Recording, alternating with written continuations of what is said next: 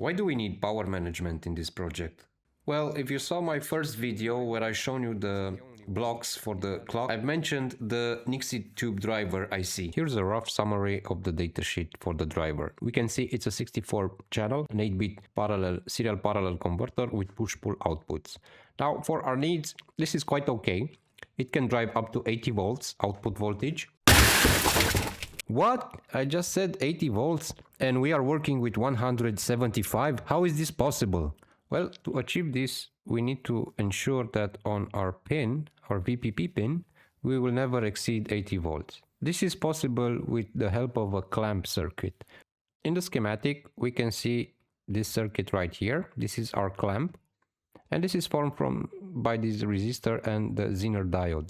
This is a 75 volt Zener diode, and this ensures that we will never exceed 80 volts on our VPP pin. This is our test circuit where we will measure the voltage on the Nixie Tube pins. Let's plug in everything and we are hot. Here's a quick sketch to understand better what we are measuring. So the main idea of this measurement is to check here on the cathode pin that we don't exceed 80 volts. Oh, this is the live setup and we will measure the anode voltage first. We are measuring the cathode. One cathode is 0, one is 21. This is normal.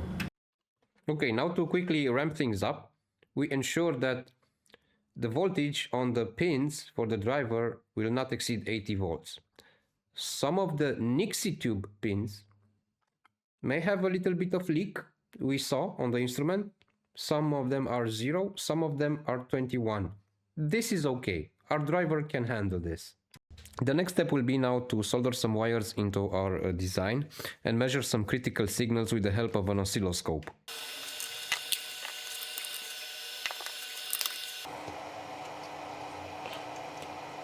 So this is the startup circuitry and how the waveform looks like on an oscilloscope. We have here three main voltages: the USB voltage, which is this turquoise line, the purple line, which is the 3.3 for our microcontroller, and the high voltage, which is the yellow line. Here we can clearly see the high voltage is turning on much later than the moment we plug everything in the USB port. This is normal and this is how it should happen. That means that we initialized all the circuitry, all the driver stages before applying high voltage to the driver itself. Okay, so now let's unplug to see what happens. Before discussing on the oscilloscope waveforms, let's take a look on the schematic to see how this power management is achieved. This is the USB-C connector, which is providing energy to our entire system. On this USB, we have a voltage divider and an ADC signal going through the microcontroller. Via this signal, the microcontroller is constantly checking the voltage level on the USB. If this level drops under a certain threshold, the system will enter in a so-called undervoltage state. There, two things happen. The first one is the DC booster, the high voltage power supply, will be disabled.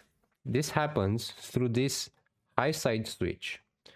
So once we are in an undervoltage state, the high side switch is turned off via this high voltage enabled pin. After that, there is this discharge circuit here. This is a fast discharge circuit. This is needed to ensure a fast discharge for the high voltage capacitor here. And we need to do this quickly before running out of energy on the microcontroller side. To prevent this from happening, I have placed here a high value capacitor on the 3.3 line. This way, we ensure that the microcontroller has enough energy to do the undervoltage controlled shutdown. So these are the waveforms when performing power off to our Nixie clock. On the left side, we have the scenario where we use the discharge circuit, and on the right side, there is no discharge available. Here, the turquoise line represents the moment we unplug the connector, the USB connector.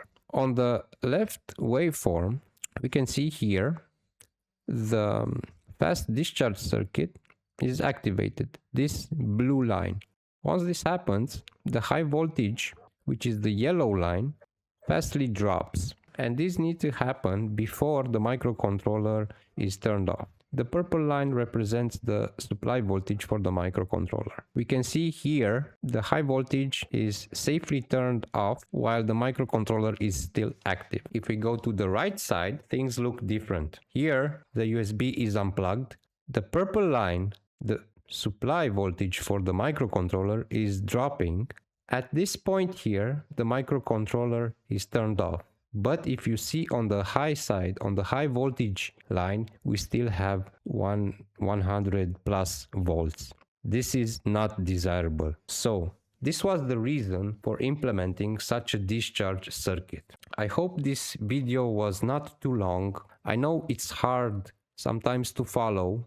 This was one of my main reasons why I've decided to do this type of project, split it into several episodes. If you enjoyed this video and like the work that I do, subscribe and like.